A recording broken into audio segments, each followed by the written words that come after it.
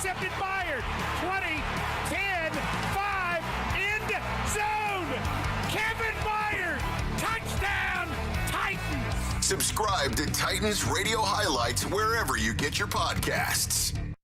From the WinBet studio, win with WinBet. WGFX Gallatin, Nashville. A Cumulus media station. The Titans and the 49ers. Kickoff is Thursday night at 7:20 on your home for Titans football. Trending now at 104.5 The Zone. It is 1 o'clock. Good afternoon. I'm Lucas Panzica. Breaking news in college football. Texas A&M will not participate in the Gator Bowl on New Year's Eve because of COVID-19 issues within the program. That leaves Wake Forest without an opponent as officials reportedly look to find a replacement. More COVID news in the NFL. Jets head coach Robert Saleh has tested positive, as well as Steelers linebacker Devin Bush, who, of course, was in action on Sunday in a win against the Tennessee Titans. Titans return to the practice field Tuesday. Short week preparing for Thursday night football against San Francisco in Nissan Stadium. A.J. Brown back on the practice field. He is eligible to come off IR for tomorrow's matchup. Week 15 in the NFL wrapped up with Tuesday night football. The LA Rams improved to 10-4, beating Seattle at home 20-10 in the NFC West. And Philly kept its playoff hopes alive, coming back from down 10 against Washington to win 27-17 and improve to 7-7. College hoops tonight in Thompson Bowling Arena. 19th-ranked Tennessee hosting 6th-ranked Arizona in the final non-conference game before the start of SEC play. Tip-off at 6 p.m. Hear Vol Network coverage right here on The Zone. For all your foundation repair and waterproofing needs, visit USSTN.com. Breaking news at once on your home for the Titans and Vols. This is 104.5 The Zone. The 3HL coming up today at 3. Now it's time for Blaine and Mickey on 104.5 The Zone.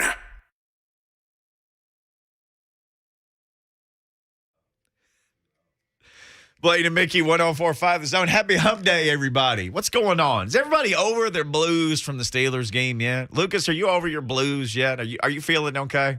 I'm okay. Got a studio full of people in there pressing buttons. I don't know what this means. There's a lot of people looking at stuff. Do you get nervous when we're just in here talking and there's a bunch of people in the control room looking at stuff? That always makes me think something's going wrong. A lot of people looking at stuff makes me nervous. It makes you nervous. No, it makes me super nervous. People looking at stuff because you grow up farming, and most of the time it's just you. But see, it goes back to childhood, right? But something messes up. It's like, why is everybody looking at that combine? Why is the guy in the John Deere repair truck here? Why are there two mechanics here? Why? I just get nervous if there's a lot of people looking at stuff. I don't know if I would use the term nervous. I would say I'm wondering what the heck is going on. So that's because guess what? I don't know how to fix anything back there. 0% chance so I if can something help. goes wrong, Nope. well, ain't nothing I can do for you. Well, I'll say Mike Buckner and his engineering team at Cumulus here have been grinding over the last couple weeks with all this new equipment. They're fixing some stuff with the audio on the stream, so appreciate them, man. They have been very attentive over the last couple weeks without much sleep, I don't think. There are people behind the scenes here that are so smart. Keeping a radio station on the air is just an unbelievable task. And there's people smart enough in the building to do it. I am not those people. I could be replaced by a bird. I mean, I can talk, and birds can talk. I had this conversation with my children the other day. I said, Dad's employment is always tenuous because I could be replaced by a bird. I said, I don't know how to fix anything. I can't do math. I don't know how to do an Excel spreadsheet. I don't know how to do any of that stuff. I mean, I'm unemployable in the real world. If the radio station ever fires me, I'm going to be on Skid Row. I told my kids and I hope they don't. They're worried about Dad now. I'm like, I'm old. I'm trying to figure out which one of us was the athlete down here. You had real skills. You had skills though. Hey, man. Like skills. You could run fast and jump high and read offensive formations. I was typing up papers, man, to get some skill set, man. There for real. All honesty, can't do any of that. I had no idea, but it's gonna be somebody with some skills with this COVID cancellation of this Gator Bowl, right? Somebody's gonna have some skills. Who you calling? The Ghostbusters are not available. You know who's available? We were just trying to think of some teams, and they're talking about they're going after some 5 and 7 teams. And I said, 5 and 7? Most of those schools are let their kids go home and they're relaxing, so they're not going to be able to do it. But the team that will be able to do it, because when's the Gator Bowl? What day? Like a Saturday? New Year's Eve, Friday, next Friday. Oh, Friday. They're definitely available. The Jacksonville Jaguars. I got y'all. Come on, man. They will be available. Come on, man. Did Trevor Lawrence ever play in the Gator Bowl? Well, he played in some big ones. He did. That's a step down for him. That rascal, he played in some big games. Yeah, man. That's because this is gonna be a tough one. So I think it was you, or I think maybe Lucas said they're gonna wait for someone to after another cancellation game and maybe pick up the other team. But they're free because that's going to be tough. A lot of students are sitting at home on their couch and working out on their own or relaxing and everything else. So to bring them back, it's gonna be tough unless the money. Yes, Lucas, I'm sure you know this, Mickey. The money, right? The money can get them off their couch and say, "Hey, we gotta come back. We gotta work out." Yeah. Texas is 5-7. Oh, and yeah. Oh, yeah. Look at that there. Well, it goes to whoever has the best APR, not annual percentage rate, but it's who has the best grades. Yeah. That's the tiebreaker for the NCAA. So it's got to be out there somewhere. And this just happened before we went on the air. It would be whatever 5-7 team has the best grades. Although wasn't there one 6-16 that got left out or two? Not that I can name off the top of my head. That was initially before they came up with all the bowls and where everybody was going. Not any Power 5 teams, Oh, right? no. It's the Gator Bowl. No. Like a MAC or a Sun Belt team. I was thinking. We're always the front of the list, and Ball State will be in the Camellia Bowl this weekend. Thank you. 6-6. I've been to the Camellia Bowl before. It's like it's held in an Army barracks with a. Just stop. Just stop. Oh, you know what? I think that's where I practiced. I think that's where I practiced when I was in the blue-gray game. In the Army barracks? Yeah, the Army barracks. Did Because you I get said it was a 3 big hots field. and a cot and a bunk? It was a big field, and I kept on saying, man, dang, there's no lines on this field or anything. We were practicing. And, you're just happy to be there, but you're still noticing what's going on around you. You're like, dang, man, I was so excited. I was just happy. I think Snyder was our coach there. Bill Snyder. Hey, the Armed Forces Bowl is tonight. I don't know if they play in barracks, but it's Army and Mizzou. First SEC bowl game. Mizzou players are no Tyler Beatty. Nope. Quarterback's not playing. And that rush defense against the triple option, it's going to be a bloodbath. Well, it shows that, the importance of these games in some of these schools doesn't really matter. Maybe it's more about, some guys getting some experience to play. Just depends on your approach. But, yeah, man, I'm interested to see if they still have the cement stadium seats. Yeah, Literally at the Camellia Bowl. Sitting on concrete. Yeah. It concrete gets cold, so it's tough, man. It doesn't move.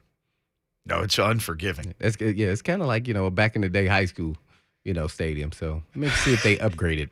So Texas A&M out of the Gator Bowl, not enough players. I need to find. Yeah, well, all you got to do is look for the Jags. I'm telling you. They are available on Friday. Think about this, they have though. A game on Sunday. You're a kid from Wake Forest. You just had the best season that Wake Forest has had maybe ever. It's in their history, maybe. And now you don't get to play a game. I mean, these kids. Watch this. I wonder if they already got their free gifts yet. That's something. That's the first thing that's going to come to mind for some of these kids, man. Oh, let's see. Who was 5-7? Florida State's 5-7. Syracuse. Now that's both in the ACC. Ooh, so Florida State though. So they couldn't do it. Why can't they? They can still do it. Texas is 5-7. TCU is 5. Lucas said Texas. TCU is 5-7. They probably had good grades. That's TCU. Oh my! You're making a huge assumption just because it's a private school. It's hard to get in. Oh, stop that! It's hard to get in there. It's got to be. Coach Mack went there. He knows how hard it is. Yeah, it's hard to get into Vanderbilt, but we've had some guys on there that didn't sound like they had the grades to get in there. So come on, man. Stop that. Now. Stop that. Illinois 5-7. Oh, yeah. Florida Atlantic. Charlotte. Get Will Healy down there. Get Will Healy on the phone. Oh, you can just drive a bus there from Florida Atlantic. They did Gator Bowl. I'm just laying it out here. There's lots of options. And the Gator Bowl is a sure payout bowl. We've had this discussion. Ooh. San Jose State 5-7. Cal is 5-7. The Bears fly those rascals across the country. All right, that's a bunch of 5-7 teams. Troy in the Sun Belt's 5-7. Get Troy down there. No. It's got to be a big name for 5-7 the Gator Bowl. It has to be a big TCU. Name. There you go. Well, Pete Thamels tweeted out minutes ago. I would go Texas. In the quest to find a Gator Bowl opponent for Wake Forest, one of the options being discussed is finding a team that's already played in a bowl game. They would need to get a waiver to play in another. What? They're going to exhaust. He's saying they're going to exhaust all options. They want this game to be played.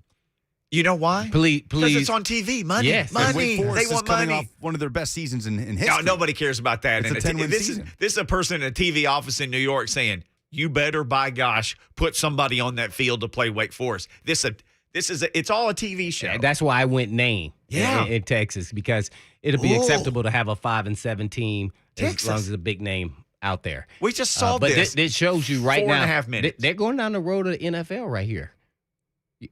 Going to make exceptions, even though you're going to have to already play the bowl game. Really? Someone said Jackson State. What? They got swamped by some 6-5 team in the classic game. Hey, they don't care about it. You play so many bowl games. They don't We care. keep it moving, man. We got to get this check. Cha-ching. TV money. Mm-hmm. TV money. We need the TV money. Doesn't even matter. I I wish Ball State didn't get in the bowl game and they were 6-6 and they got to go play this Gator Bowl. That would be a quiz question. Or Arkansas State, somebody like that. That would be awesome. Well, it's going to have to be a team. But they were 6-6, so they were bowl eligible. Maybe you missed out on the bowl. So I'll tell you who you could get, because they're 13th ranked and they've already played as BYU. Now, they got beat in Shreveport in a rainstorm. They got beat. why do you want to get another team? Most of those Weed Whacker Bowl. Watch this. Most of those kids haven't even done anything since their bowl game. So you're going to come back now and practice. What's today, Wednesday? Asking for injuries. Yes. At practice, even. You didn't shut it down, man. That's a long season for these college kids, man. That's a tough one for me. 2 bowl games, 2 flights. They better be offered the school the money, and that's the only reason why this is going to happen. Man, if I was the head coach, really in reality, I'd be like, I think we're opting out. Of the second bowl game? Yeah. Yeah. But how does that go with an AD? What's the conversation going to be like? We need this moolah. Yeah. The AD is going to say, what's the payout for the Gator? Is it, I saw this morning. It's in the millions. Now, you split some with your conference, I'm sure, and then you get a take home. But there are programs big enough that you're like, it's $2 million. They'd be like, we got that in our couch. Like a school like Tennessee, $2 million. Yeah, dude, we sell that many hot dogs in the third quarter of a game day, $2 million. Stop that. $5.3 million. Okay, 5.3. Yeah, Mac helping out. That's from Ross Dellinger. He says 5.3. As you said, it's a New Year's Bowl, right? Yeah. 5.3. New Year's Eve Bowl. Yeah, so, Hey, man. some people going to be like, I think we'd better take this one. School, any group of 5 school has to take that money. You have to. Any group of 5 schools, like, wait a second. And a group of 5 conferences, like, wait, we get a cut of this too? Y'all need to pack up. What time are we meeting you at the bowl site? Take some pictures, because you're going to be going. This is fascinating.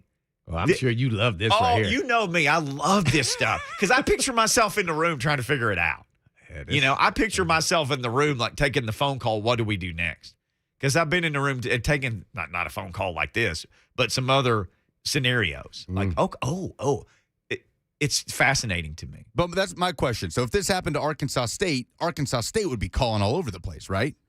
When Terry Mohajir was the athletic director, he would have already called the Gator Bowl and said, what time do we need to be there? Right. Well, I'm saying if Arkansas State's opponent had to cancel and Arkansas State was looking for an opponent. Oh, yeah. Oh, and I don't know Tom Bowen. The guy who was the AD that I worked under, who was the AD there for 9 years, a guy named Terry Mohajir. He's the AD at UCF now. Right. But it's a guy named Tom Bowen who had been at Memphis. I know this. The guy that I worked with, Terry would be, if he had to, he would get in an airplane and fly places to recruit a team to play again. And he wouldn't have missed the game. Wake Forest is looking to go 11 wins. Yeah. I mean, this is one of their and who's the AD at Wake Forest? John Curry. Yeah. Oh, my gosh. What happens here will be one of the more fascinating case studies that we've ever seen. Do you go to the highest APR 5 and 7 team and pack those rascals up? And like Blaine said, they're home. They're gone. They've been home for 2 weeks because they weren't going to play a game. You have to Avengers assemble. You got the news team assemble. Mm-hmm. All your position coaches are on the phone right now. Hey, man, how soon can you get back here? right now. Hey, man, where are you, Turks and Caicos? Y'all got any flights? Hey, man, pack your You bags. just act like the college students got big money, man. Turks and Caicos, man. Man, I'm at the lake, man. What are you talking about fishing, man? I'm at the lake. Hey, man, get in your car and drive back from the lake. All right, we got to drive out of this. This is fantastic. Whatever happens is going to be a great case study. Let's case study the Titans rush game, though. Let's make a house call to the doctor. Dr. Rush. Ooh. Chuck Smith going to join us next right here. Blaine and Mickey, 104.5 The Zone.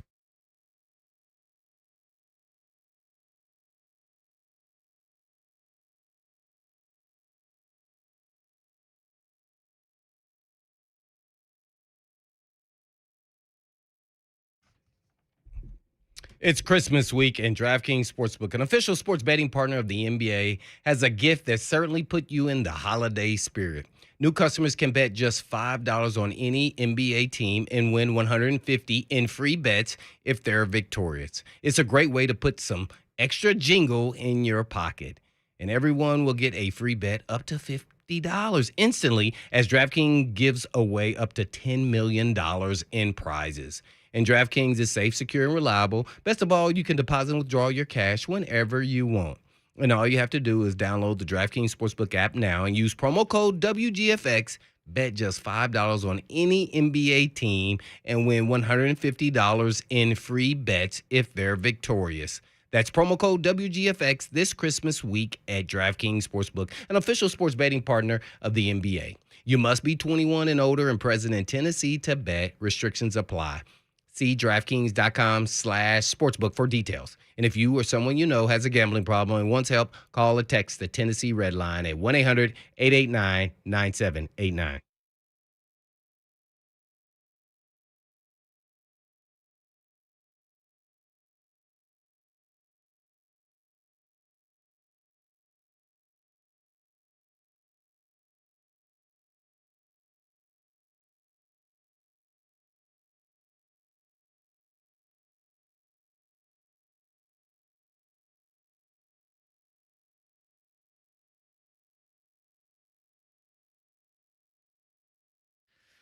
Holiday season is here right now. It's a great time of year, a beautiful time of year. But the people who are struggling with addiction, for those people struggling with opioid addiction, and maybe that seems like something so far out of your world, but it's not. I promise you. You probably know somebody or have come in contact today maybe with somebody who's dealing with that. For those folks, this is really tough. They're already feeling isolation because of COVID. They feel isolation because of what they're dealing with their own addiction. And a lot of them, they don't know where to turn to anymore. Well, there's a place where they can go, and it's Cedar Recovery. And my friends at Cedar Recovery want to remind people, especially during this holiday season, Cedar Recovery, they're asking our community to come together, support those who are struggling with addiction. If you or somebody that you know is doing it, there is a place where you can get help, and they're standing by to help you. And they've got multiple locations, and they'll see you via telehealth. If the COVID thing's got you spooked, and if you don't have insurance or money, it's no problem. They've got money. They can see you. Stop dealing with opioid addiction. Get help today at Cedar Recovery. Call them now. Make an appointment today. 615-800-5330 or go to cedarrecovery.com. Cedar Recovery, addiction treatment that works.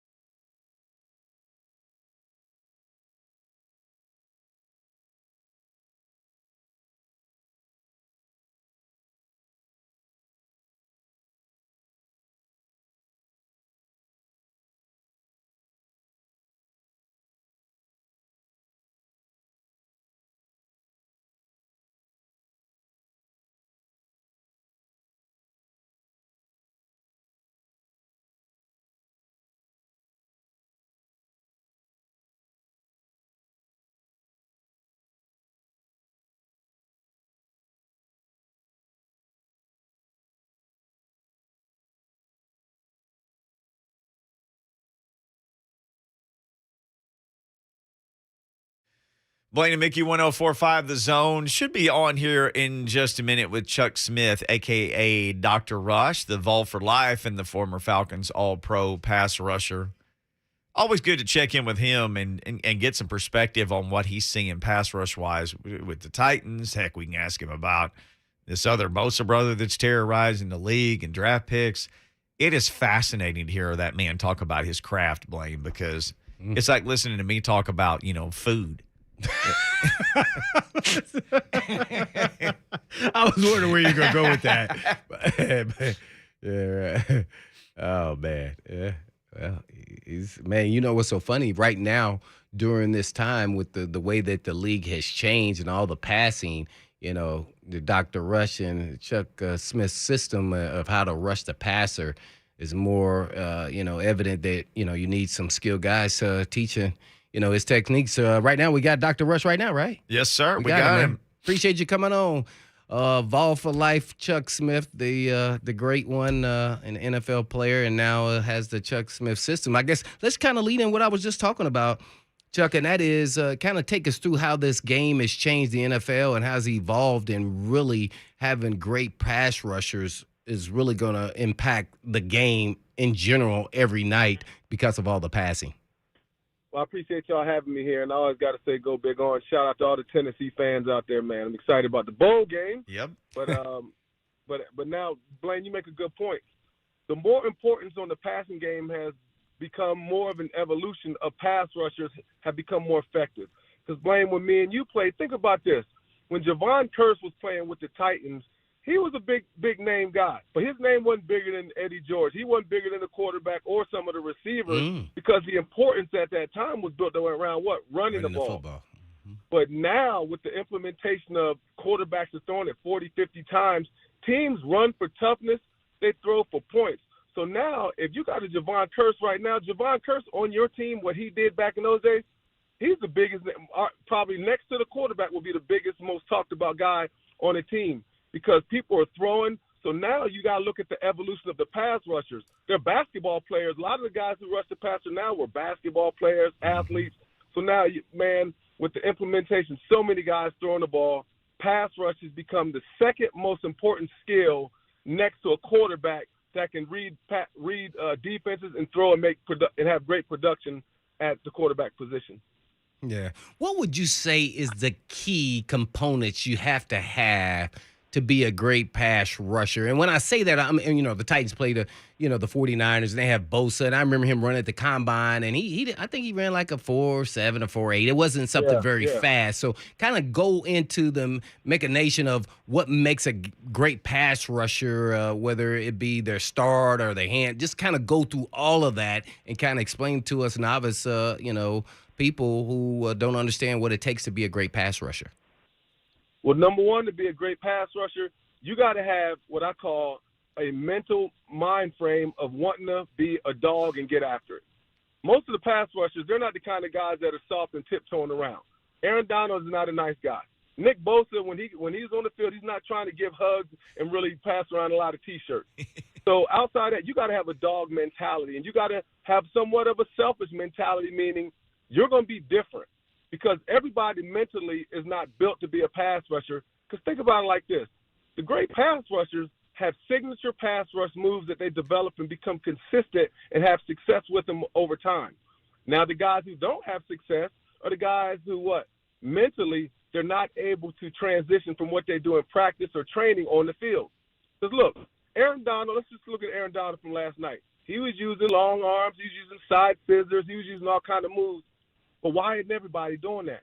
So a lot of it has to do with mental, and it has to do with technique.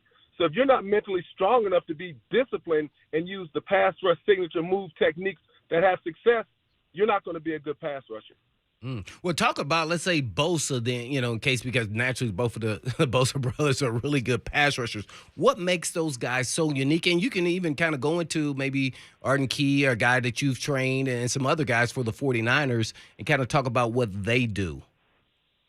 Well, first and foremost, Bosa has a high pass rush IQ. It started, now remember, Bosa's dad was a defensive lineman. So in high school, Nick and Joey, they always worked on pass rush moves. So you go from high school, you go to Ohio State, you get Coach Johnson. one of the best pass rush coaches, D-line coaches in America. He teaches guys to use side scissor swipes with your hands. He always teaches them to use a rip, be violent. And he teaches them to have a pass rush plan. So when you go against the Bosa's, this isn't like it used to be in the old days, or even actually in the modern times. Some coaches still say, just bull rush. We just need push.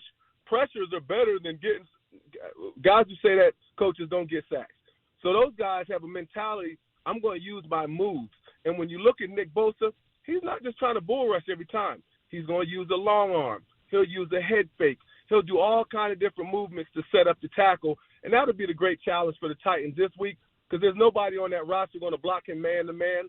Sorry, they can be. I hope they're listening. I hope the Titans are listening. Y'all might want to slide protection to put a chip block on him, or he'll make your day miserable. But on the other end of the spectrum, Arden Key, great pass rusher out of LSU, went to the Raiders, struggled. They let him go. But what's an interesting story about Arden Key, he's now using side scissors, but give them a lot of credit. Give the San Francisco 49ers a lot of credit. They moved him from defensive end inside. Arden Key's going to use a side scissor swipe almost every time. So, but the point is, he's going to keep doing it. He's going to keep throwing it, and he'll have success. But with the guys what he wasn't doing when he was with the Raiders, he wasn't using those techniques. So, no, this is with DJ Jones and some of the other guys. They got Jones coming up. You know, it's going to be a fun matchup. These guys, they're really good, and they're right now sky high off of what they've been doing lately. Well, I got to ask you one more question. I know you talked about the pass rush, but let's kind of go to the offensive side of the ball with the 49ers and talk about their run game and what you have to do to that Shanahan, whether it was his father or himself, like back in our day was Terrell Davis in that running game. How do you approach that? What do they do to you? And then how do you approach to stop it from a defensive standpoint? Well, number one, the Titans to stop it, they got to get penetration and knock blocks back. Because a lot of times, this is what Kyle Shanahan likes to do. I mean, listen, he likes to use Deebo Samuel as a runner, but listen, most of this comes from out of 11 personnel. There's one running back, one tight end, 3 receivers.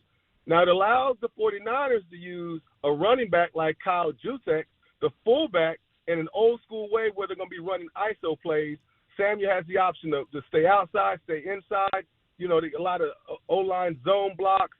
And, look, this is an offensive line. Listen, they want to have athletic players. They want to be able to find space to operate. Then they're going to run the ball. Then remember now, they want to control the clock to keep the defense honest with a lot of play-action pass. You know, they got some crafty O-linemen, some OGs. They got some young guys. But the Titans definitely, it's all about penetration and controlling those blocks. And very important, the backside defensive end and defensive tackle, because the Niners like to cut back with Jeff Wilson. And Deebo doesn't really cut back. He don't really want to mix it up inside. But Jeff Wilson and even the fullback against Atlanta scored touchdowns. This is a team you got to control the line, but it's not going to be where you're going to be able to just fire off and just sit your butt down traditionally like you do in some of the power runs and ISOs. They're going to have quick twitch. Backside's going to have to play the cut block, but they're going to have to form a wall because, listen, the Niners, when they got their mojo back, this is when you started seeing their identity. What was it, on Monday Night Football, I think, or Thursday, when they beat up the Rams? Mm-hmm. They beat up the Rams. They ran the ball down their throat, and the game's going to be won on the O-line, D-line. Everybody's seeing it now. You got a good offensive line, you're going to have a chance to win, good defensive line. And the Niners right now on both sides of the ball, they're solid. They're playing as good as anyone. We're on with Dr. Rush, Chuck Smith, and Chuck Smith Systems.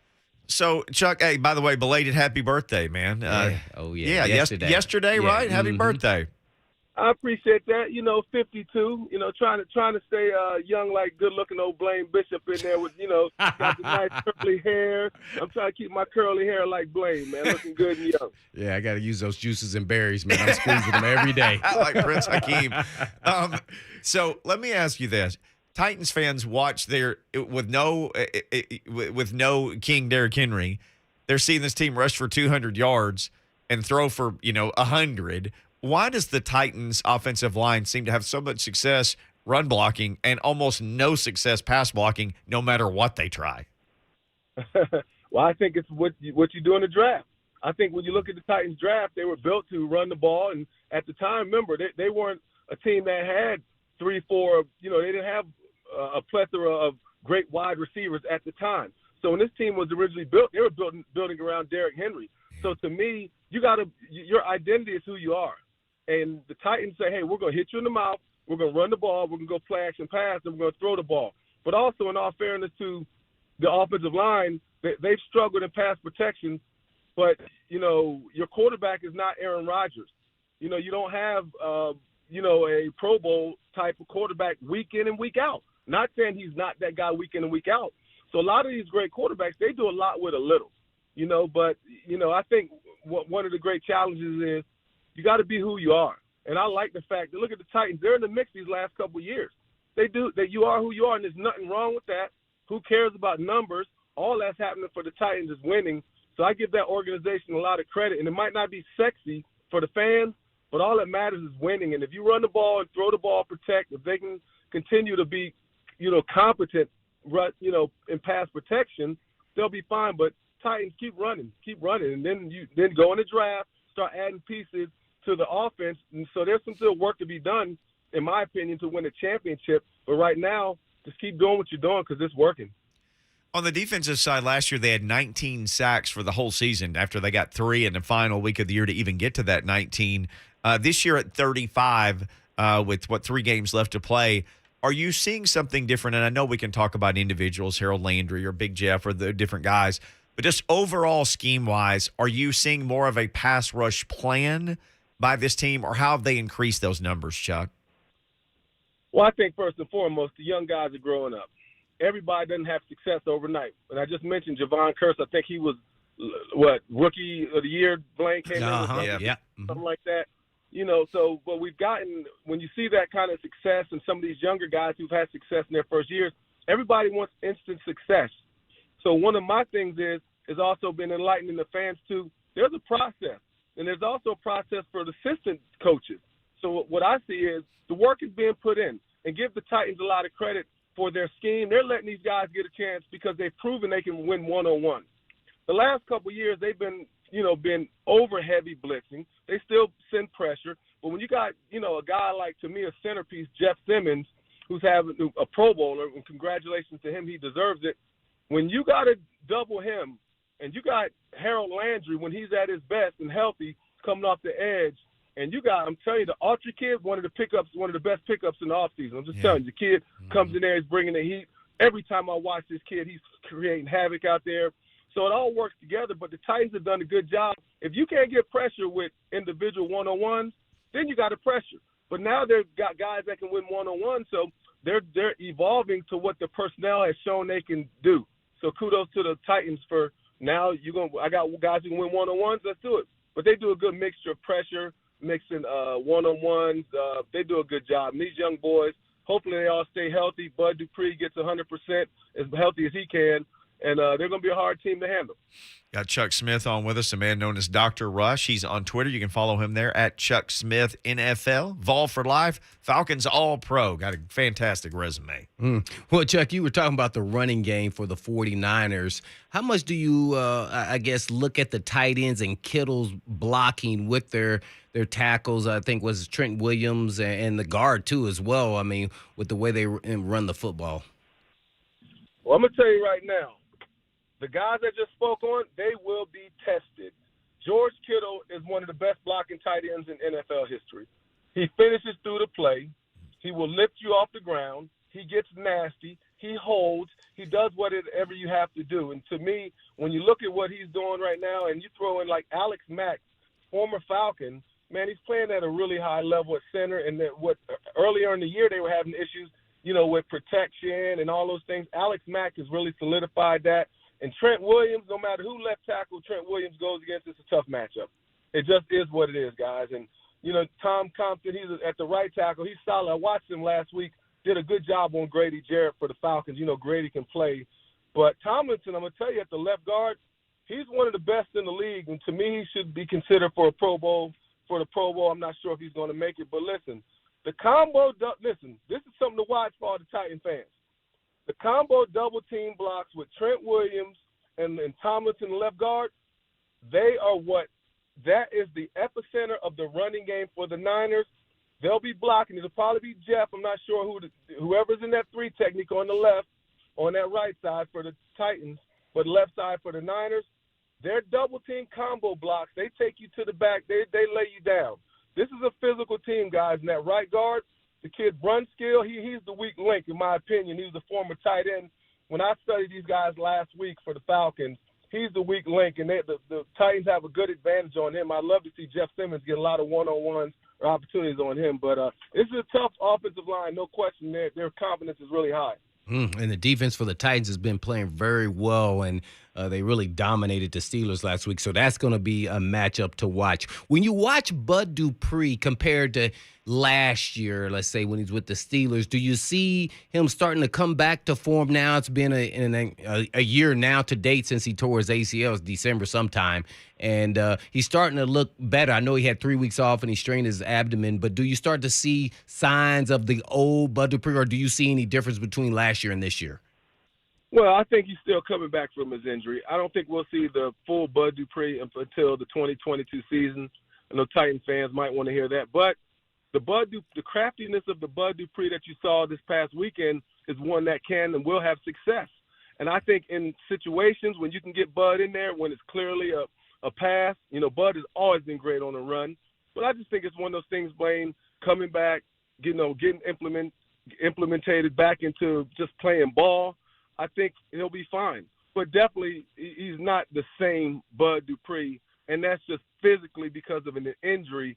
I just don't believe you can be right back where you are. But nonetheless, as I watched him, he was winning rushes, getting after it, showing burst. But I definitely think he's a lot better and in a lot better position to have success than he did, during the early part of the season. And I expect Bud to, when you got a Jeff Simmons and you got some of these Autry, it helps. You got guys that can go, so all the pressure's not on Bud. But I'm excited to see how he finishes. I want to ask you one question that has to do with the Falcons. I know Mickey's still going to talk about the Titans real quick, but that is, what are your thoughts on Arthur Smith and the job he's doing there in Atlanta with not a lot of pieces to the puzzle that he probably needs to have success, and he's doing somewhat a decent job, you think? I think Arthur is doing a great job. He came to an organization that is at rock bottom. It's a rebuild. The organizations keep coming out and saying, well, it's not a rebuild. Well, it's a rebuild. They don't have a number one receiver. The best receiver on the team is a tight end that's a rookie. The offensive linemen that they have 3 first-rounders on the O-line that haven't lived up to the expectations. Matt Ryan's one of the most beat-up quarterbacks in the league. He looks like he every week it looks like he went against Goldberg at WWE.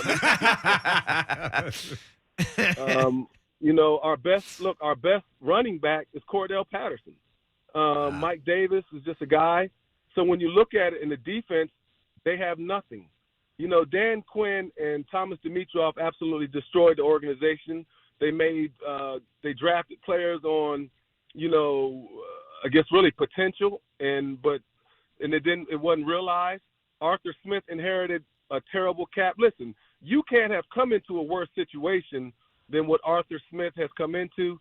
He's done a good job. He's kind of leveled out the expectations, saying, hey, I'm going out and we're expecting to win, but behind closed doors, he's got a tough job. But I think Arthur's done a good job for the Atlanta Falcons, and the future is bright with him in the future.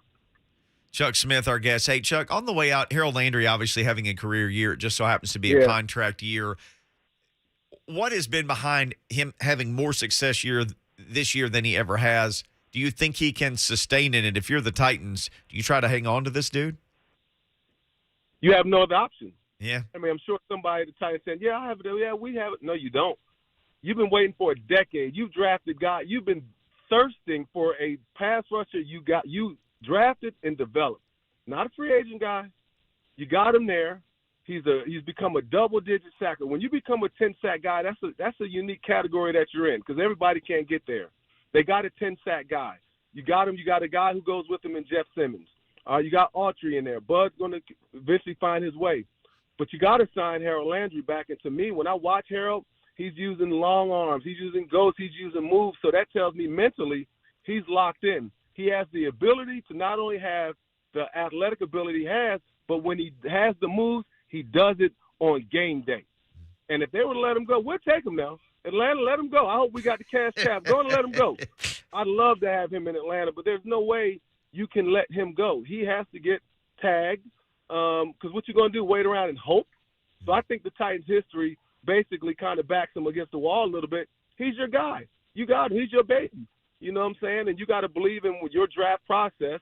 You're going to have to pay the man or give him the whatever the tender is and bring him back or let him go. And I'm sure there'll be at least 28, 29 other teams calling for a 10-sack guy. How is he even 25 yet? Yeah, man, he's somewhere around there. Yeah, right around 25. Yeah, no doubt, man. Yeah. Appreciate everything, Chuck. But where can everybody go find information? Because I know you've also, evolved your Chuck Smith system and pass rushing, even for NFL players throughout the season. So where can everybody go get information? Well, they can go to chucksmithtraining.com, or you can find on any platforms, put in hashtag Dr. Rush. Hashtag Dr. Rush on Twitter, Instagram, any of that stuff, and you'll just see a lot about what I do. And, I'm looking forward to coming up this year to Nashville and doing, the Chuck Smith pass rush, big on big battle with my guy Blaine Bishop. I want to do it at this radio station, and here's how it's going to happen. I'm hoping y'all program directors listening. We're going to get together. The best offensive linemen and defensive linemen in the state of Tennessee, the best from everywhere, east, west, north, south. And we're going to do the big man battle of Tennessee.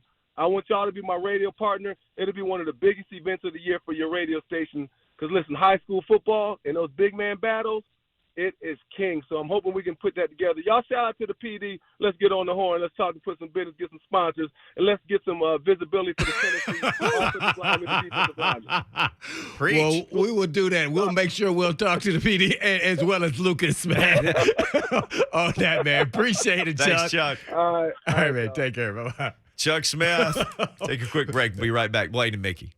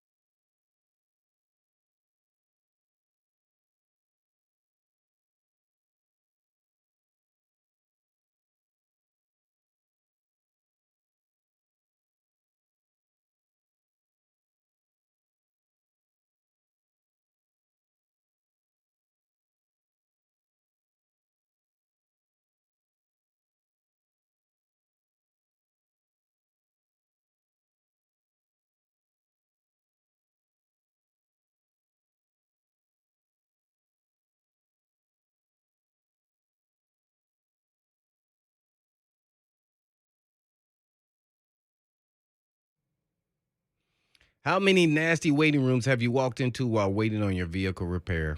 It's like you don't want to sit down or touch anything because there's grease all over the place. Well, at Eurofix, you'll find luxurious waiting rooms with all the internet connectivity and refreshments you need in a safe environment.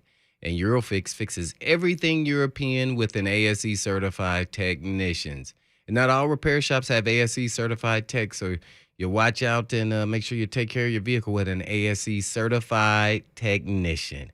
And Eurofix offers a nationwide 3-year or 36,000-mile warranty on all repairs and a free loaner car with those repairs. And you'll like this: no surprises. No work is done without your approval. And Eurofix also offers a free 15-minute no-wrench inspection, and you can drop in with no appointment necessary. A former youth pastor and starting out with just $50 in tools, owner Aaron Stokes and his team have been repairing European vehicles for over 2 decades now. So if you want the best to work on your European vehicle, just give them a call at 844-EUROFIX. That's right, 844-EUROFIX, Monday through Friday, or you can just visit them online at myeurofix.com. That's myeurofix.com. But always tell them Blaine said ya.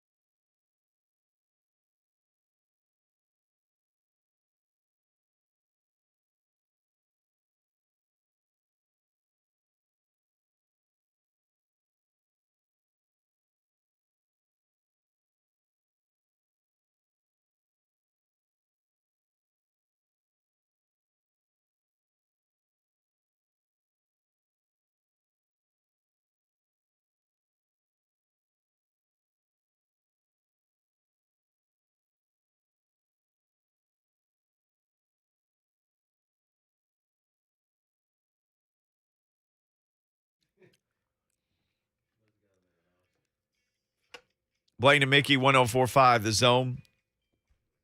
So Chuck Smith was just on with us, Dr. Rush. Boy, I can't wait to see when this date is when we're going to have this pass rush, bigs on Summit, bigs. big on bigs. Yeah. Everybody else talking about 7-on-7, like littles on littles. Chuck's like, no. I'm finding the best bigs. Right. Offense, defense. But that's why it's becoming such a big deal, even on the offensive line. Man, it's a skill, man. These guys are skilled now. It's amazing how much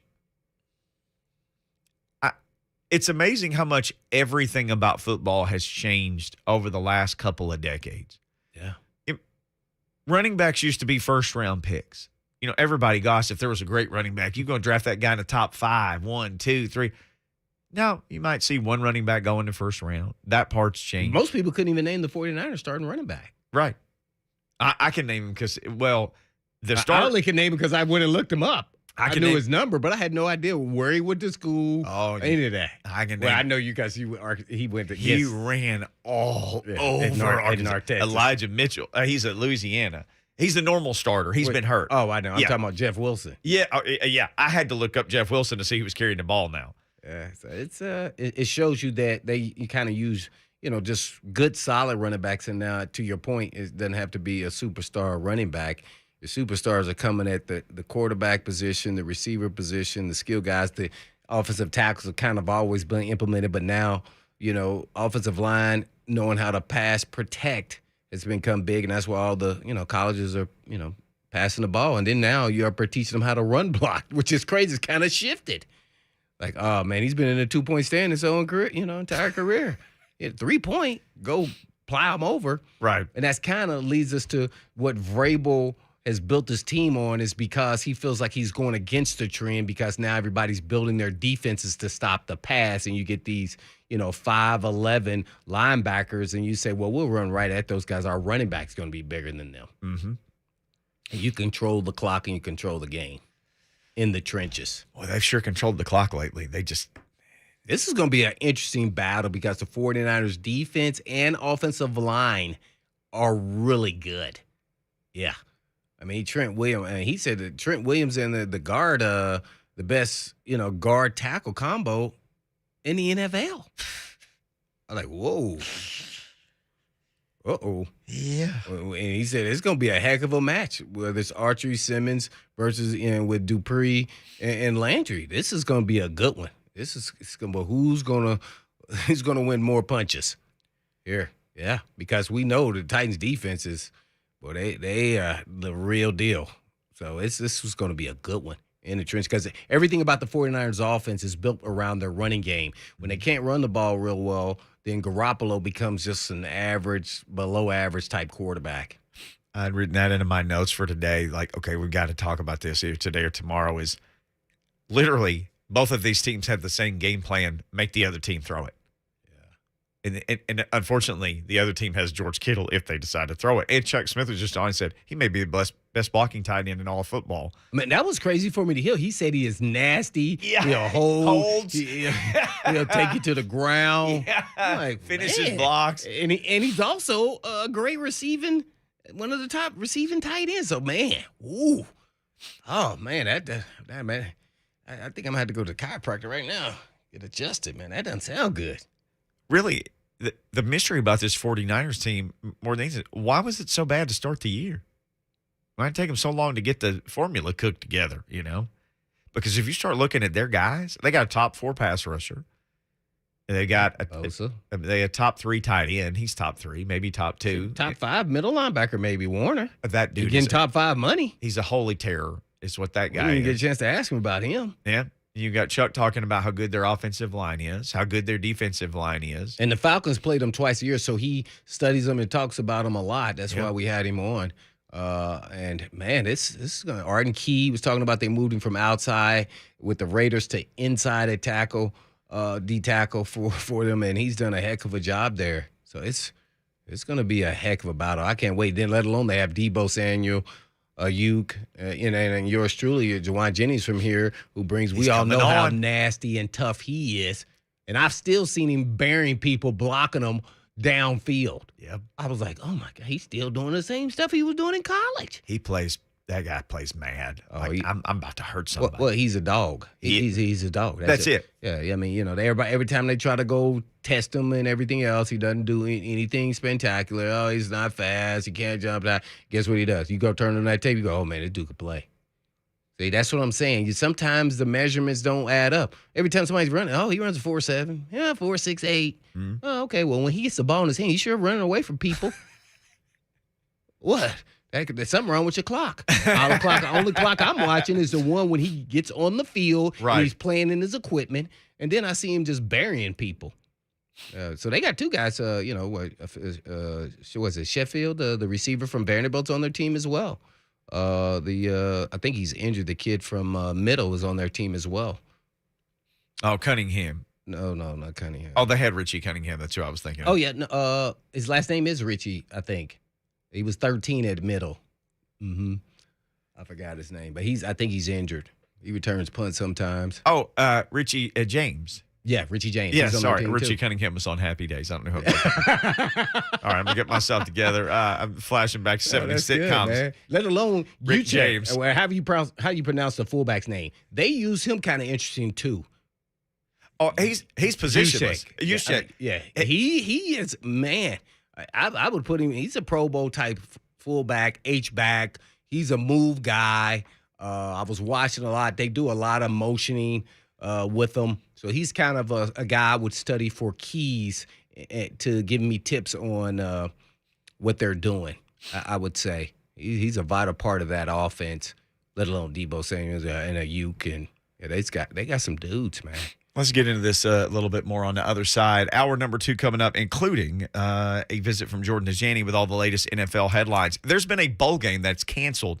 We'll tell you all about it next, including the rest of our headlines. Blaine and Mickey, 104.5 The Zone.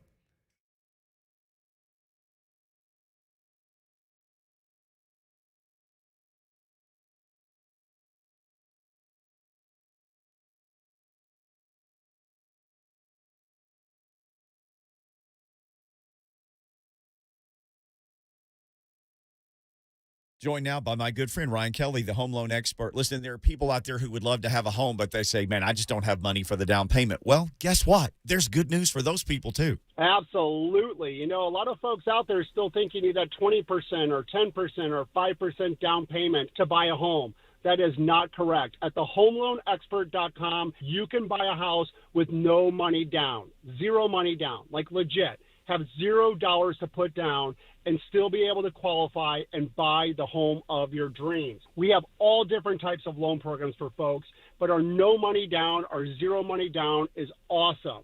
Legit. Maybe you're renting right now and you're thinking, one of these days I'm going to buy a house, but I just haven't been able to save up enough money. Right now is your shot. A $0 down loan, only available at thehomeloanexpert.com. Mortgage rates on the twos. Don't miss your chance. Get pre-approved for your new home purchase today at thehomeloanexpert.com. Ryan Kelly, the home loan expert, is a Tennessee residential mortgage licensee.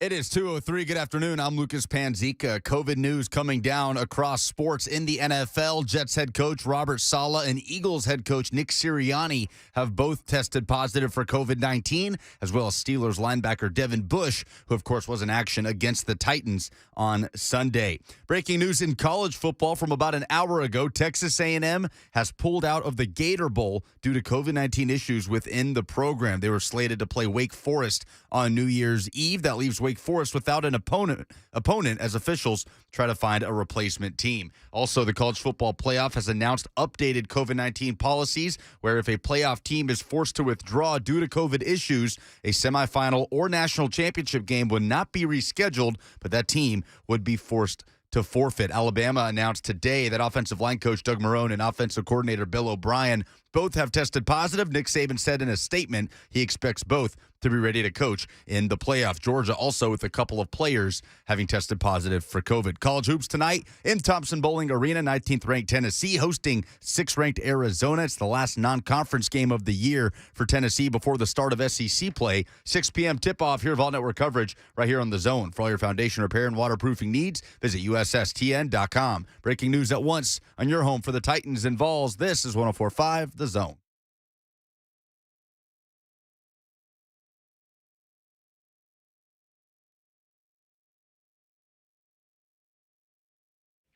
Blaine and Mickey, 104.5 The Zone. We're at the nexus of the Sports Dog universe. We're halfway through the halfway of the week show. It is Wednesday. We're starting hour number 2 here. A little bit of 49ers news.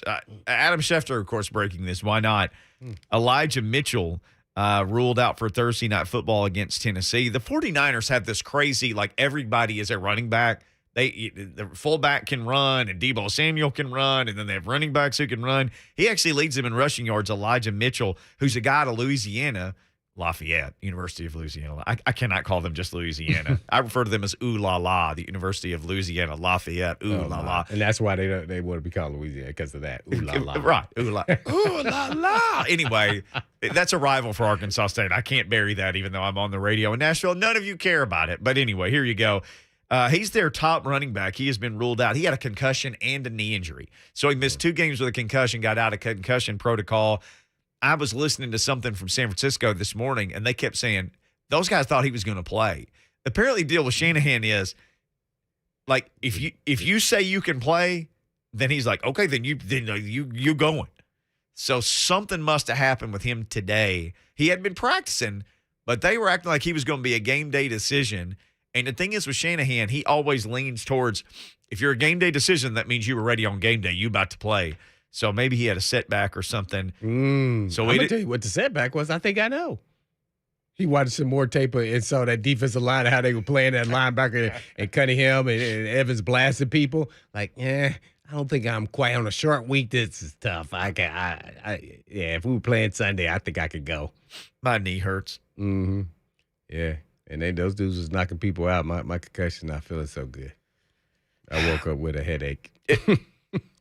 Do you think that now that we've had a couple days thinking about it, the hit by Christian Fulton on Freiermuth, was that a unnecessary roughness? No, I said at the time when we were on Titans Radio, I didn't agree with that call. See, I still don't. I went back and watched it 2 or 3 more times. They barely touched Mask. But to me, that there was no intent to, like, hit him like that, even though they barely touched. I mean, if it's questionable that they barely touched, then I can't call it a penalty. But, it's up to the referee's discretion on those calls. I think they felt because I thought the flag was late based off TV, but maybe I missed it. I think they saw that he, got, ran into the ground by, what was it, Cunningham? Cunningham finished him. And they called the penalty, and it was because he hit his head on the ground that caused the injury there. So, yeah, I think they kind of had a little bit of sympathy there for, the player getting injured, and then, that's right there. I think it was on the Steelers sideline. So there's a lot of, pressing and pushing buttons to get the referee to make the call. But I get it, but that was unintentional. And I say unintentional in that if he did touch Mask, it barely touched, so not worth calling a penalty. That was one of the ones I did not like. I felt like it was a sympathy call. That was a good, tough hit. That's it. Well, it was the same on the other side with the pass interference call against the screen, where it's just two guys running and then trying to make a play on the ball, and they called pass interference on. Oh, that was BS. Only one you can legitimately say was Simmons for me. Both the pass interference were Fulton. I didn't like either one of those, but I'm a little biased. Being a former DB, the game is so hard now. I mean, you can't even. So the guy, every time when you see a receiver like pull away from a player and he pushes off, they never call that. He catches the ball on a deep ball. I'm like, well, what do you think the player's supposed to do? Like, hey, come here, come back, and then they'll call holding in a minute. So I just, I get it. They're trying to put up points, man. But to be a defensive back, especially corner in this league now, man, you just got to know. And some calls are just going to be BS, and they say, oh, it's the interpretation of the rule. Well, watch what's going on, man. If they're hand fighting back and forth, you never see who's really gaining that kind of advantage, or they're both going at it that way. Let it play until the ball's in the air and it's coming down. He's about to catch. Then we'll see who's at an advantage. And if nothing happened and he just caught the ball, then, hey, no call. No harm, no foul. Yeah. So, and I get it. They do that when it's in critical moments at the end of a game, though. They will let them go. They'll let things go. Sometimes I just saw the one play who just lost at the end of the game. They passed interference to running back, and they didn't call it, and it cost them the game. He was pissed. I think it was the Vikings. Who did the Vikings play the other day? Yeah, I think it was the Vikings. Yeah, almost or whoever they lost the game, so it might have been the Vikings, but it was 31 was the running back. Saw it so many times on replay. The linebacker hit his arms. The ball is not even there yet, and they didn't call it. And it was their last play. It was a 4th down play. Cost them the game. So it keeps happening. Oh, the 49ers. I'm sorry, the Seahawks. The Seahawks. It was the Seahawks. It was an underthrow. Right. And he was standing there waiting on the ball, and the guy just ran right through him. Mm-hmm. And they didn't call anything. Yeah. And that's how the Seahawks, that was the Rams then. Seahawks and the Rams. Yeah. And that was a big, big moment in the game. Ran right through him. Yeah. And you saw the Titans get penalized all night for running through Colts players on underthrows. Oh, yeah. Well, I think the Colts kind of designed their plays for that. And it's interesting because sometimes you have an underthrow unintentional, and it's hard. That's harder for a DB to cover when you're a man-to-man and you're running with a guy, and then all of a sudden he stops because he can see the ball. You can't because you're chasing. Everybody's like, oh, look. Oh, okay, well, look. And as soon as that ball zip by your eyeballs and you catch the ball, then you say, I'm not looking until he gives me signs, eyes, hands, some signal that the ball is coming. Then you look. And, some of the real good receivers don't do anything to give you any signal. Last minute, that's nuts. I'm like, oh, man, you got me. The DB is the hardest position physically to play in the game. Mentally, naturally, is the quarterback. But physically? The cornerback. And every rule is against you. Every one of them. They're doing everything they can to make it impossible for you to do your job. They want scoring. Man. And you got to have a mindset that's out of this world. Like, man, please. All right, we have an update on this. So the COVID-19? We have the COVID's still out there. Well, no. with the bowl game. With the bowl Texas game. A&M and the cancellation. Had to pull out of the Gator Bowl versus Wake Forest. It's Friday, December 31st in Jacksonville, the Gator Bowl. So we're starting the show. So every college football reporter, all the Dennis Dodds and all these guys, Brett McMurphy of the world, they start rabbit holing down these. Who could you get next? Ross Dellinger. Yeah. Ross Dellinger was the guy that broke the story. So essentially it became, could you get a team to play a second bowl game? Could you find a 5-7 team, which we figured out. Blaine immediately was like, Texas. A&M can't play. Take Texas down the road. How you said TCU? You said Florida State. TCU, Florida State's in the same league. They may not want double ACC. Hey man, but they're right down the road. Can't be choosy. They're right down the road, and they're 5-7. Florida Atlantic, you said. So we found a bunch of 5-7 options. Oh, you did. This just now. Yeah, I got real curious. This from Brett McMurphy. Wake this Forest is getting you lit over there. Man. Oh, this is the most exciting thing that's happened to me in weeks. Because if you missed the first part of the show, former college athletics administrator, I'm in the room in my mind right now. I'm trying to solve this problem. Trying to fix it, yeah. Oh, my gosh. I love this kind of stuff. So here we go. Brett McMurphy tweeted this 3 minutes ago.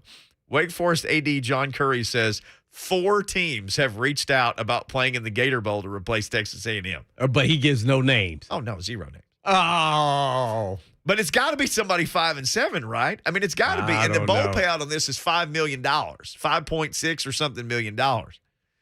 So it's a lot of ADs are like, That's the John Curry that used to be at Tennessee. that's John right? Curry. Yeah, how about Okay. a Greg Schiano reunion? Rutgers. They said they turned it down already. Oh, they did? Yeah, they were the first option. Well, They had the APR. This came through with Ross Dellinger just now on the campuses of Purdue and Michigan. Over 150 football players scheduled to get the booster shots.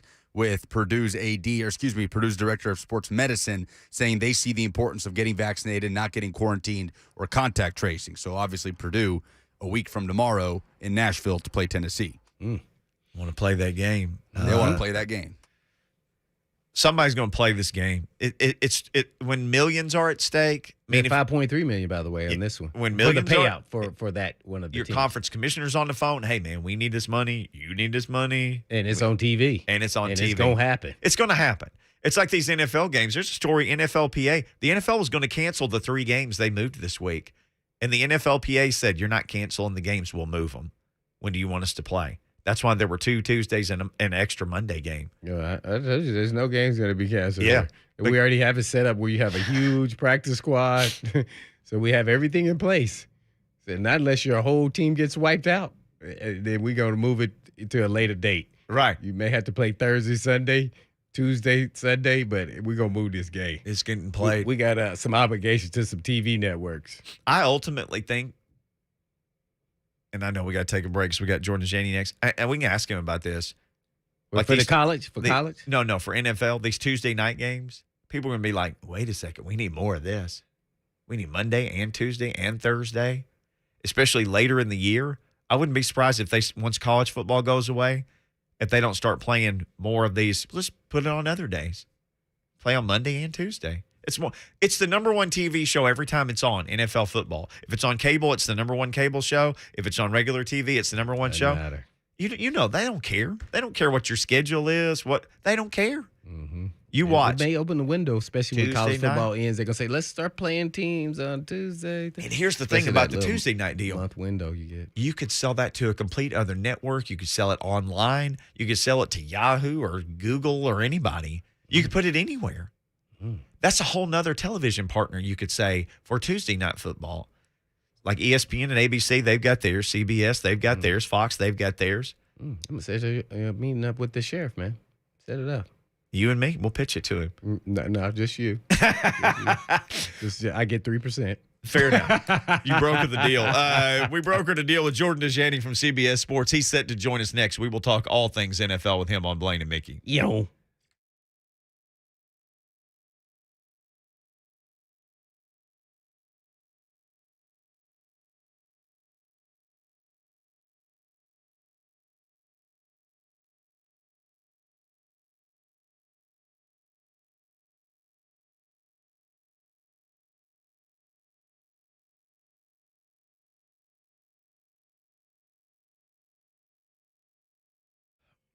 So if you have a problem, whatever the problem is, there's always, do you find a solution for the problem or do you just let the problem keep going?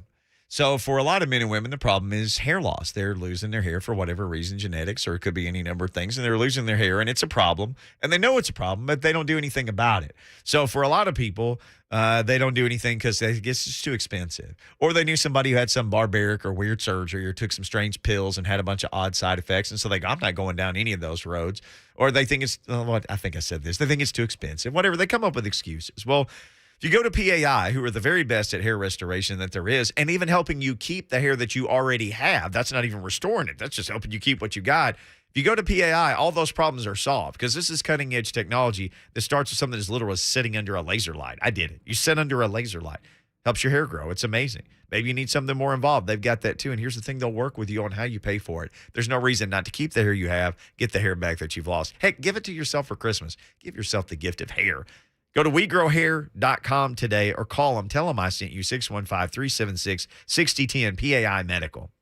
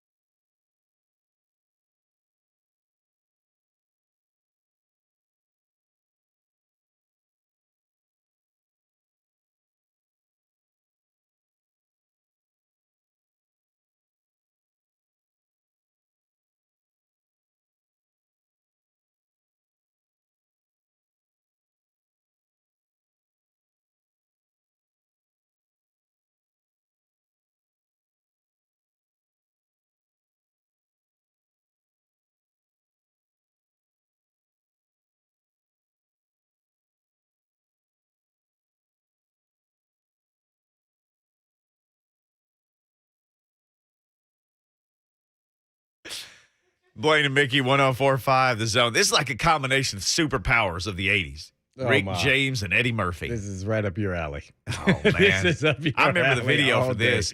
I remember being terrified of Rick James as a kid. You were terrified. Wow, what happened? I don't know, man. He just seemed to have strange powers of the funk that I didn't understand. Rick James, his man. funk, man. Oh, his funk was for the funkiest of funk. Yeah, I know. That scared you. Oh, I was terrified of it. He was on Soul Train one night. I was afraid to watch. That's what happened at Soul Train scored you, is what you really My mom would let me stay up and watch Soul Train with her once a week. Some And people it were came saying, on Saturday night, I what think the locally. heck is Mickey talking about? Soul Soul Train. Train. They didn't even know. They don't even know what Soul Train is. Hey, man, Soul Train was the best thing on TV in the 70s and 80s. Jordan Dajani joins us from CBS Sports. Jordan, as a kid, you ever stay up and watch Soul Train? Hey, Don Cornelius was the baddest man walking the planet. Don Cornelius. What's up, guys? No, I can't say I have. Hey, you missed out. We got to get you on YouTube and find you some classic Soul Train episodes. Like, man, what the heck is Mickey talking about? Dude, man? it What was show? the baddest. That's like talking about Atari or something, man. I was probably playing Atari while I was watching Soul Train. Hey, happy holidays, Jordan. How in the world are you doing? What's going on, guys? Happy holidays. Thanks for having me on again. Just got home back to North Carolina, seeing the parents and friends, things like that. But always got an eye on TV, checking out these crazy football games. I can't believe Week 15 actually just came to an end. It felt like an entire month, but onwards and upwards. With all the games, yeah. Hey, since you brought that up, let's start there. So there's a report, I actually read about it on CBSSports.com, which I would recommend everybody go there. It's a fantastic site. You guys do a great job covering everything. NFL information there galore always, including the stuff that you write. But there was a story that the NFL was basically saying, we're not rescheduling any games. We're just, they're forfeits and nobody gets paid. And J.C. Treader and the NFL Players Association stepped in and said, no, we're going to reschedule the games and we're going to play them. And everybody's going to get their game checks. That's an interesting thing to me that it took the NFLPA stepping in, Jordan, to make sure that the games happen. Yeah, I would agree with that. It's definitely an interesting development. And, you know, it's one that's kind of a no-brainer. I mean, what happens just in the general playoff picture if you want to lean towards forfeiting games when teams are going to have uneven records, you know, especially at this point in the season? What exactly is that going to do to the playoff picture? So, you know, I'm glad they stepped in because I don't know what the NFL would have to do in terms of making concessions in other parts of the standing to see exactly what the playoff picture would look like. Well, and here's the other thing. Blaine and I were talking. So Blaine says, and I believe him, he said, look, this is 17 games. It's just a stop on the road to 18, and that's a stop on the way to 20, and then they just won't have any preseason games. Just it's always more and more and more. This thing with Tuesday night football, if you're the NFL, you stick a game on Tuesday night, you're automatically the number one TV show on TV. I wouldn't be surprised if late in the season they don't just say, hey, we got a hit on our hands. Let's play some Tuesday night games. I mean, heck, let's throw in another night of the week for NFL football. Yeah, absolutely. In fact, I'm anticipating that happens further down the road here. Now, as you mentioned, it has to be more of a late season thing, maybe when like college football is done and over with, because if we did this throughout the year, you know, that's going to be a lot of football on a lot of different days, and the NFLPA won't like that either with so many teams being on short, long weeks. But, you know, I think it's something that's going to happen down the line. And, you know, it's something that'll be interesting for TV ratings, too, because you can choose to flex some of those divisional games outwards that are going to have major playoff implications, which would set us up to have major matchups on TV on a random Tuesday night, random Monday night, whatever it may be, that everyone's going to tune into. Now, along those lines, there's one thing that I saw getting a lot of praise on social media, and that was kind of the Monday night doubleheader. Yeah. I feel like a lot of people like that. You know, you have a game starting at whatever it was, 5 or 6 Central, and then that rolls into your, you know, regularly scheduled Monday Night Football showdown. And I got to tell you, man, I enjoyed that a lot as well. Oh, yeah, me too. It was 4 o'clock and 7 o'clock. Bring it on. I used to say, no, let's try to keep it more exclusive. Let's keep it. Screw that. I was dumb. Just football every day. Jordan Dajani, our guest here, CBS Sports on Blaine and Mickey. Well, Jordan, man, we start putting quarterbacks in certain categories, and we always say, oh, you know, because they're getting paid the big money, and I'm trying to figure out, what tier they are, what they are. I'm gonna just keep it simple. Name me maybe 5 quarterbacks that can carry their team all the way, even when their weapons are down? Can you name me 5? Wow. Mm-hmm. Okay, I could try to name you 5 there. I would probably put Tom Brady in that upper tier. I think you have to. I would put Aaron Rodgers in that tier, the reigning NFL MVP. Now that it kind of gets tough. I would say normally Russell Wilson, but I feel like Russell Wilson has been off as of late. Matthew Stafford could be in that tier, but this is his first season with a brand new team. So, man, who else would I put in there? I'm kind of blanking now. Yeah, that's exactly my point. And that's where it made me think about, Tannehill, Cousins, and all these quarterbacks. They're in this certain category where they have to have the right pieces around them to be successful. So then I go, well, then why are they getting paid franchise money if they can't do those things? Because you have to know all the pieces aren't going to be available at some point in time throughout a season, but they can manage a game throughout that process. So should they deserve the franchise money even though they can't lift up and carry their team even when chips are down? That's a great question. And here's what it really boils down to is the quarterback position is the most important in football. Right. We saw it over these past couple of games where if you have a quarterback out or even your backup quarterback out, your chances of winning that game drop significantly. Now, that's going to obviously lead to a pay raise when it comes to the most important position in football.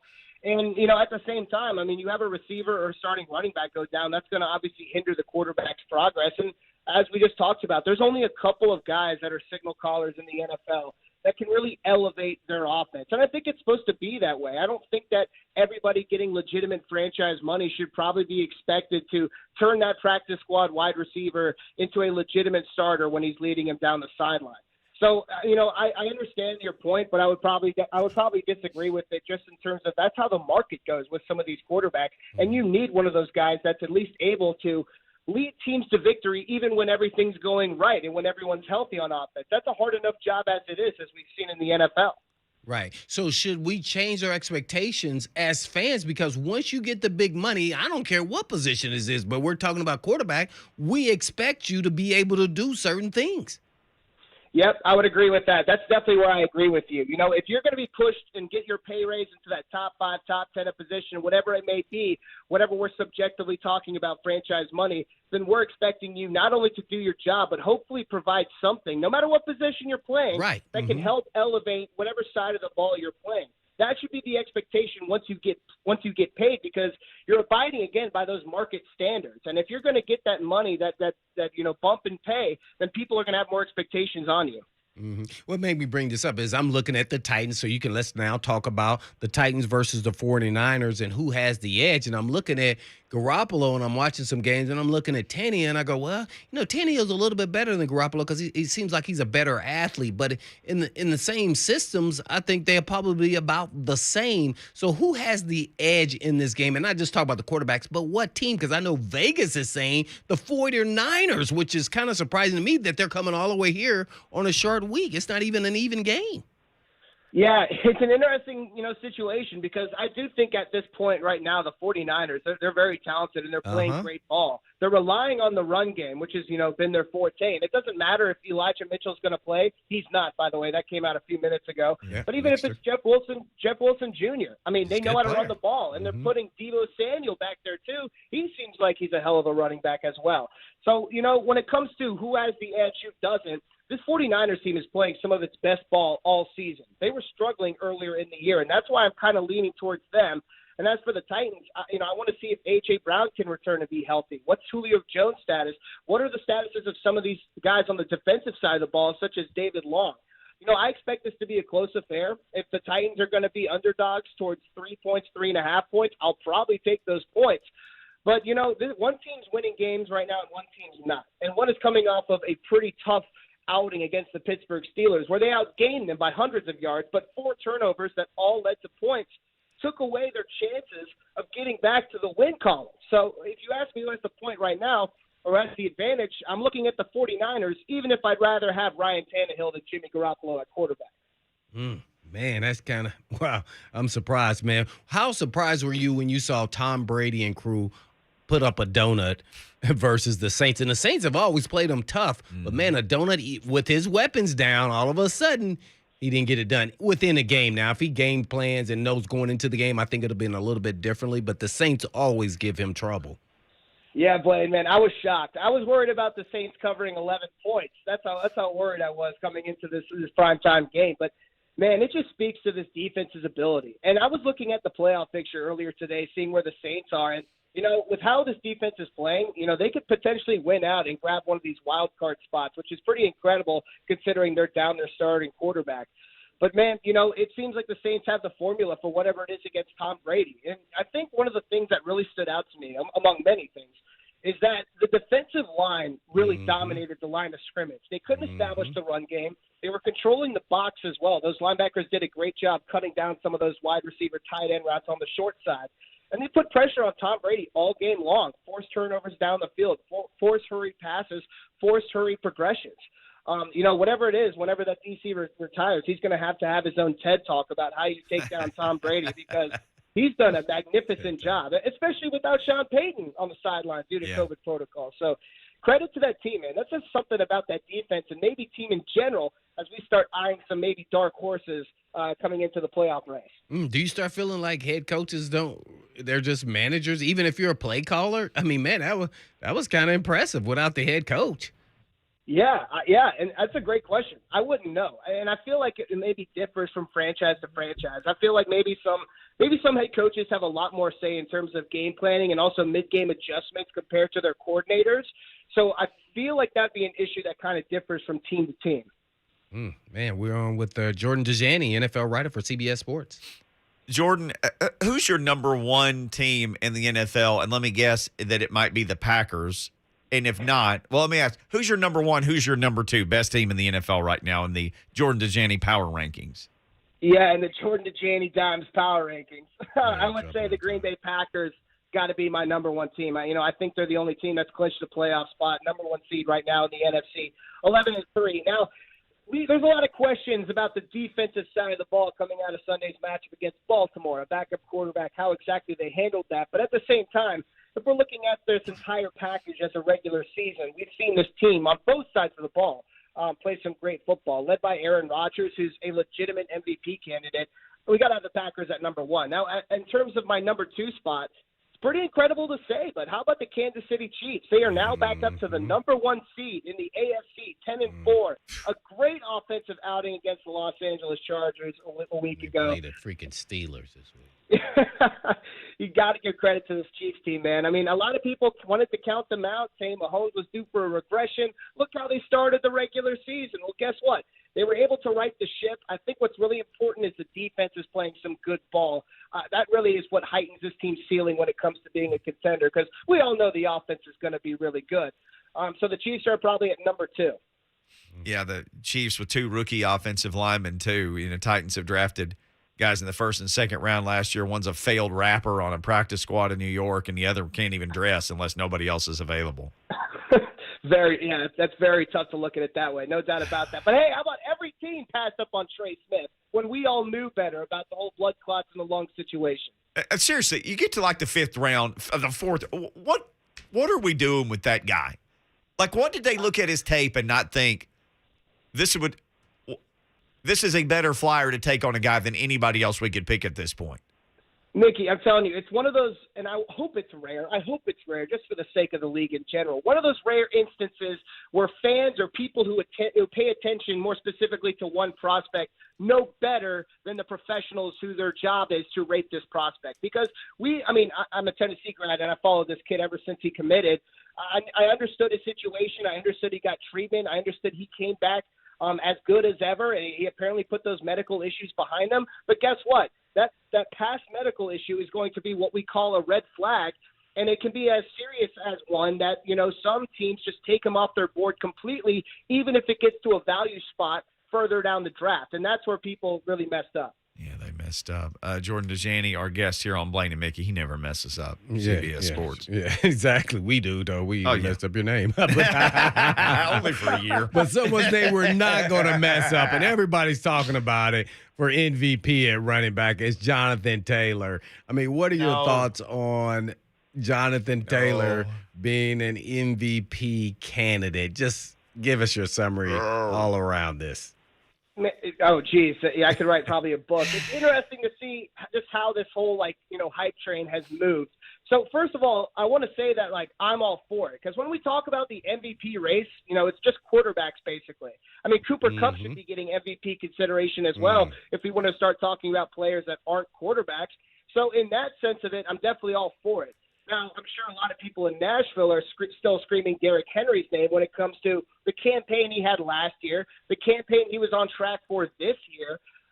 He definitely should be a name that's in consideration. Now, I do want to hypothesize about why Jonathan Taylor is getting more steam than Derrick Henry, and that's because he's still a very, very young player. I mean, this is his second season. This is his really breakout career campaign. Remains to be seen if he's going to be able to maintain this level of success, much like Derrick Henry has over the past couple of years. But he's kind of the new guy on the block. He's a second-year pro that's really making big waves and helping this team look like one of the best in the conference. So that's why I think he's getting so much hype. I do think it's very well-deserved. But when it comes to his chances of actually winning the MVP award, actually bypassing Tom Brady and Aaron Rodgers and whoever else is in that race, Mahomes, I still don't see it happening. And he could continue to look like an absolute dominant force up through the postseason. It's going to be hard for a running back to overtake a quarterback. That's just my read on the situation. I'm going to throw in a little 2 cents. I wanted you to tell me, am I wrong here, you and Mickey, on this. This is the second season. I didn't think about that about Jonathan Taylor, but he's doing more with less players around him. Let's X out offensive linemen because both lines are really good when Henry ran for 2,000. Let's say he's doing less with his receivers and less with quarterback. And I'm only comparing them to the Titans team in that they have less players and they're not as good as the Titans players. They had Corey Davis and A.J. Brown. And we have Tannehill, who's playing, or last year played better than Carson Wentz is playing today. Yeah, that's a kind of a tough scenario. I probably agree with that more. I mean, I don't think it's that drastic, but I do think he's doing more with less, I guess you could say. Yes. Now, this Colts offensive line, I know you ruled them out of the scenario, but, I mean, they're absolutely incredible at what they do. Right. But, yeah, I would probably agree with that analysis. Well, I'm assuming both offensive lines are really good because you've got a running back to rush for 2,000 yards. So I think that's equally the same. It's the skill players that makes the difference around him, and it's kind of remarkable that he's done it. And it's only his second season where Henry did it in, his fifth season. So I kind of get that. Right, yeah, definitely. Well, how much will Le'Veon Bell help Tampa Bay before we let you go, since we're talking about running backs?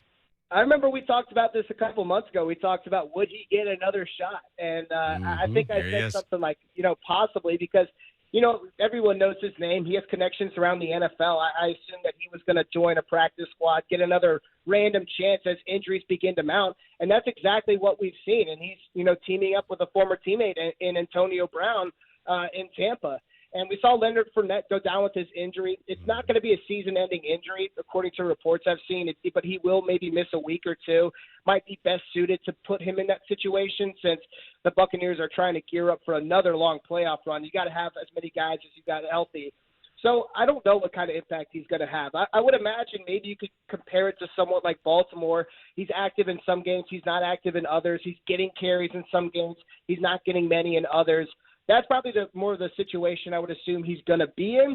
But you could never tell with Bruce Arians and what he likes to do with his running backs because we've seen him mix it up quite a bunch with guys like Keyshawn Vaughn and Ronald Jones and stuff like that. So I'm interested to see what happens. But, I mean, no, don't go out there and roster him on your fantasy football teams just yet. I want the NFL to advertise Cooper Kupp for MVP, man. Yeah. I want Cooper Kupp. I'm going for the Cup. Man, he's a hell of a player. He took over the game last night. Yeah, he's so good in route running. He's an explosive playmaker. He's smart. He's got high football IQ. He's making Matthew Stafford's, joining the Los Angeles Rams a lot smoother, and that's what you want out of a wide receiver. Jordan, I want to see him on the dance floor, man. Against all those moves he's got, I know he's got to be a good dancer. I want to see Jordan Dajani on the dance floor. Hey, Jordan, we won't talk to you again before Christmas. Merry Christmas, buddy. Thanks. Love visiting with you every week. Happy holidays, bro. Merry Christmas, guys. Love visiting with you as well. Hope you and your families are doing well. Enjoy this holiday season. Yes, sir. You too. All right. When we come back, what are the Titans' odds to make the playoffs? This number was shocking to me. Shocking.